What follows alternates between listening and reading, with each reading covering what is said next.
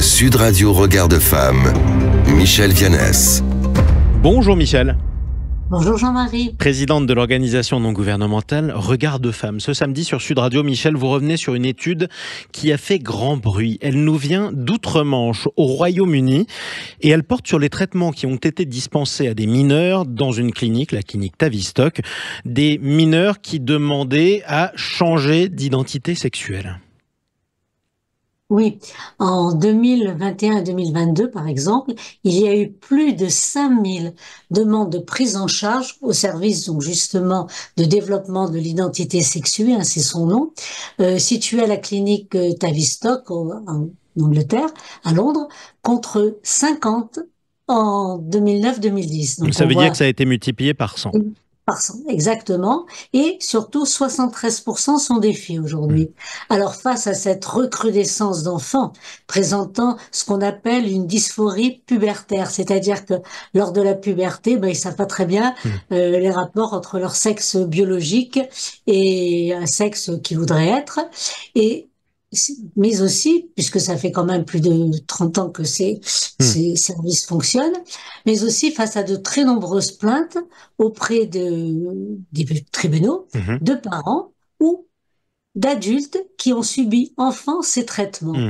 Et donc, le service public de santé anglais, hein, on va l'appeler NHS, puisque c'est son nom, a demandé à la pédiatre Hilary Cass de mener une étude indépendante sur les services pour justement ces mineurs qui se déclarent transidentifiés.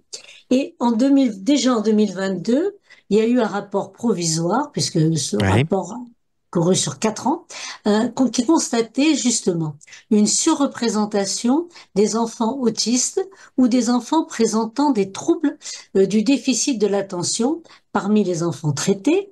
Et puis, ce rapport mettait aussi en garde sur les dangers à prescrire rapidement au bout d'une ou deux consultations et systématiquement des bloqueurs de puberté parce que leurs effets à long terme sur la santé physique et psychique des mineurs sont complètement inconnus. Alors, que constate et que recommande le rapport final ? Eh bien, le rapport final d'abord mentionne que ces traitements, en entravant justement le processus habituel du développement psychique et sexuel, hein, c'est en même temps, pourraient enfermer les mineurs dans une décision qui ne leur laisse pas d'autre choix que la poursuite de ces traitements médicaux qui sont très lourds et à vie.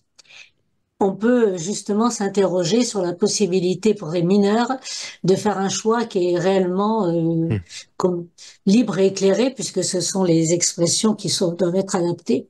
Et en les coupant justement de tout ce développement, de tout cet environnement qui est à la fois psychologique, physiologique, neurochimique et sexuel, qui va accompagner toutes les poussées d'hormones à l'adolescence, eh bien, ces traitements pourraient avoir un impact sur à la fois la maturation et le développement du cerveau des enfants et des adolescents. Oui. Mais aussi, parmi les effets secondaires de ces bloqueurs de puberté, l'étude mentionne une réduction à court terme de la densité osseuse et à long terme, l'absence totale de données sur l'impact musculo-squelettique. Donc il y a des effets secondaires suspectés qui pourraient être inquiétants sur la santé de ces enfants. En quelques mots, et pour conclure, Michel, quelles décisions ont été prises par le service de santé anglais à la suite de ce rapport ?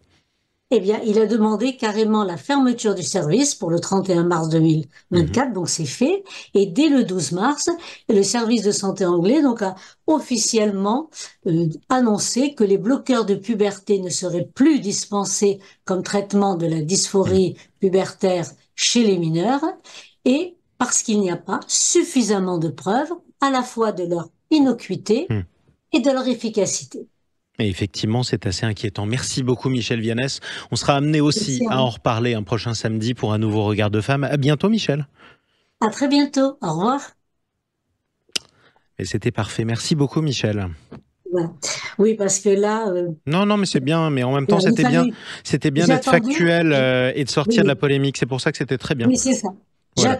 J'ai même attendu la semaine prochaine. Peut-être en sortir, donc comme ça sera plus on sera bien. un moment depuis la mi-mars que je veux en parler depuis qu'il est sorti. Mais Oui, c'est sûr. Mais en plus, c'est un petit peu noyé par le bouquin de Dora Muto et Marguerite voilà, Stern. c'est ça. Donc c'est pour ça. Autant revenir sur des faits. Voilà. Et puis en plus, le faire un peu sans jugement de valeur, c'est bien. Voilà, exactement. Voilà. Voilà. Puisque là, on parle de santé brute. Il n'y a pas de. Santé brute et pour les enfants. Oui, voilà, c'est ça. De toute façon, c'est important pour tout le monde, mais c'est très bien. Merci beaucoup, Michel. Je vous embrasse. Je vous dis à très bientôt. Moi aussi. À bientôt. Au revoir.